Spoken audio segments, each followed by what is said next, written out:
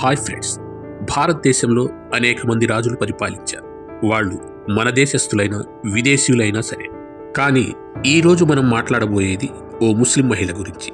ఆమె మన దేశానికే కాకుండా ప్రపంచ ఇస్లామిక్ చరిత్రలో కూడా తొలిసారి ఒక దేశాన్ని పరిపాలించిన మహిళగా నిలిచింది. ఆమె ఎవరో తెలుసుకోవాలంటే ఈ వీడియో చూడండి. ఈ కథ 1206లో మొహమ్మద్ గౌరీ తను గెలిచిన ప్రాంతాలను తన బానిసైన కుతుబుద్దీన్ ఐబక్కు అప్పగించి వెనక్కి వెళ్లినప్పటి నుంచి మొదలవుతుంది. ఇలా కుతుబుద్దీన్ ఐబక్ భారతదేశాన్ని పాలించడం ప్రారంభించడంతో గులాం వంశం ఆరంభమైంది. 1210లో పోలో ఆట ఆడుతూ గుర్రం మీద నుంచి పడిపోయి ఆయన చనిపోయాడు. ఆ తర్వాత రాజసింహాసనంపై అతని కుమారుడు సులభంగా కూర్చున్నాడు. కానీ అతను చాలా బలహీనమైనవాడు. అందుకే అతన్ని పదవి నుండి తొలగించి కుతుబుద్దీన్కు బానిసగా అల్లుడిగా ఉన్న ఇల్తుత్మిష్ను రాజుగా నియమించారు. ఢిల్లీలోని కుతుబ్ మీనార్కి పునాది వేసినవాడు కుతుబుద్దీన్ ఐబక్. కానీ ఈ నిర్మాణాన్ని పూర్తి చేసినవాడు అతని అల్లుడు ఇల్తుత్మిష్. ఆ సుల్తాన్ ఇల్తుత్మిష్ కుమార్తె రజియా సుల్తానా. రజియాకు తోడు సుల్తాన్కు ఇంకో 11 మంది కుమారులు కూడా ఉన్నారు. కానీ రజియా చాలా తెలివిగల, ధైర్యశాలి మరియు తెలివైన అమ్మాయి. కానీ ఆమె ముందు ఆమె అన్నలు నిరుపయోగమైన వారు, మోసగాళ్లు, పిరికివాళ్లు. అందుకే సుల్తాన్కు తన కుమార్తె రజియాపైనే అత్యంత విశ్వాసం ఉండేది. రాజకీయ విషయాల నుంచి ప్రభుత్వ పనుల వరకు ప్రతి విషయంలోనూ తన కుమార్తె రజియాకే తన కుమారుల కన్నా ఎక్కువ ప్రాధాన్యం ఇస్తూ ఉండేవాడు. ఇది ఆమె అన్నలకు చాలా బాధగా అనిపించేది. వాళ్లకు మేమంతా 11 మంది కుమారులం ఉన్నాం, కానీ ఓ అమ్మాయికే ఎందుకింత విలువ అనిపించేది. రజియా చిన్నప్పటి నుండే ధైర్యస్తురాలు. ఆమె గుర్రపు స్వారీ, కత్తిసాము, బాణసంచా వంటివన్నీ బాల్యంలోనే నేర్చుకుంది. సుల్తాన్ ఇల్తుత్మిష్ ఎక్కడికైనా వెళ్లే ముందు తన పరిపాలనా బాధ్యతలన్నీ రజియాకే అప్పగించి వెళ్లేవాడు. ఇల్తుత్మిష్కు రజియాపై అంత విశ్వాసం పెరిగింది కాబట్టి తన మరణం తర్వాత ఆమెనే సుల్తానాగా నియమించాలని నిర్ణయించుకున్నాడు. సుల్తాన్ తీసుకున్న ఈ నిర్ణయం దర్బారులోని చాలా మంది అధికారులకు నచ్చలేదు. వాళ్ళు 11 మంది కుమారులున్న ఒక ఆడపిల్లను సుల్తానాగా ఎలా ఎంపిక చేస్తారు అని ప్రశ్నించడం ప్రారంభించారు. మేము ఓ స్త్రీ పాలనను ఎలా సహించగలము అంటూ దర్బారులు విమర్శలు చేశారు. ఇక మరోవైపు ఇల్తుత్మిష్ భార్య షహతరుక్ మాత్రం తన కుమారుడు రుక్నుద్దీన్ను సుల్తాన్గా చూడాలనుకుంది. కాబట్టి ఆమె కూడా సుల్తాన్ నిర్ణయానికి వ్యతిరేకంగా పోరాడింది. దర్బారుల్లో వచ్చిన ఒత్తిడికి లోనై ఇల్తుత్మిష్ తన నిర్ణయాన్ని మార్చుకోవాల్సి వచ్చింది. ఇల్తుత్మిష్ మరణించిన తర్వాత కొత్త నిర్ణయం ప్రకారం సింహాసనంపై రుక్నుద్దీన్ కూర్చున్నాడు.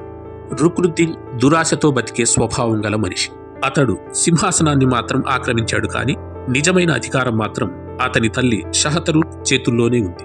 షహతరుక్ ప్రజలకు అన్యాయం చేసే పాలన సాగిస్తూ ఉండేది. ఆమె రాజమహల్లో ఉన్న తన శత్రువులను ఒక్కొక్కరిని ఎంచుకుని చంపడం ప్రారంభించింది. తర్వాత ఇల్తుత్మిష్ మిగిలిన కుమారులను కూడా టార్గెట్ చేస్తూ వేధించసాగింది. ఎవ్వరూ ఆమెను వ్యతిరేకించకుండా ఉండేలా భయపెడుతూ పాలించింది. అంతకుముందు రజియా ఒక స్త్రీ కాబట్టి ఆమెను సుల్తానాగా చేయటం తప్పని చెప్పిన దర్బారులకు ఇప్పటికి అర్థమైంది నిజంగా పరిపాలనా సమర్థురాలు రజియానే అని. దర్బారులు రుక్నుద్దీన్ను పదవి నుంచి తొలగించి రజియాను సుల్తానాగా ప్రకటించారు. ఇలా 1236లో తొలిసారిగా ఇస్లామిక్ చరిత్రలో ఓ మహిళ రజియా సుల్తానా అధికారంలోకి వచ్చారు. రజియా పేరు మీద నాణ్యాలు హిందుస్థాన్లో జారీ అయ్యాయి. సింహాసనంపై కూర్చున్న తర్వాత ఆమె మగవారి వేషధారణను అలవర్చుకుంది. అలాగే తన ఆలోచన శైలి కూడా పురుషునిలా మలుచుకోవడం ప్రారంభించింది.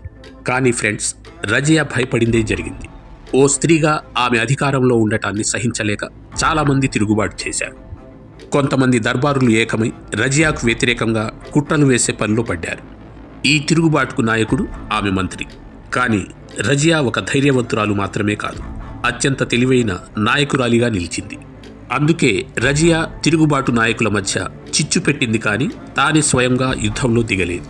తిరుగుబాటుదారులే ఇప్పుడు ఒకరితో ఒకరు పోట్లాడటం మొదలుపెట్టారు.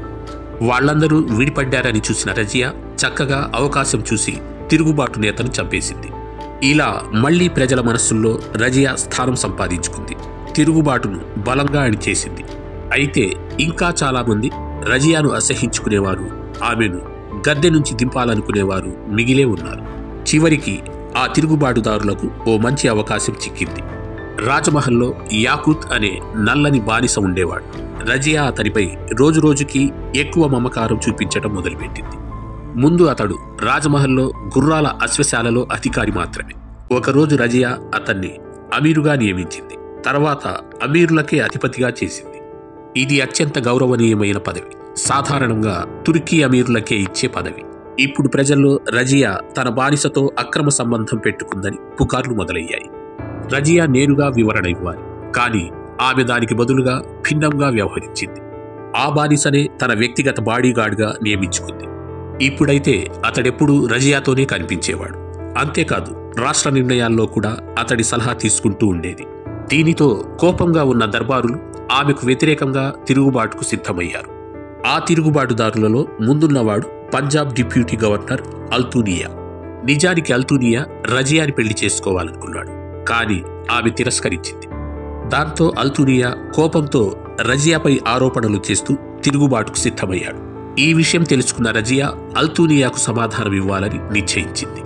తన సైన్యంతో కలిసి అల్తూనియాపై దాడి చేసేందుకు బయలుదేరింది.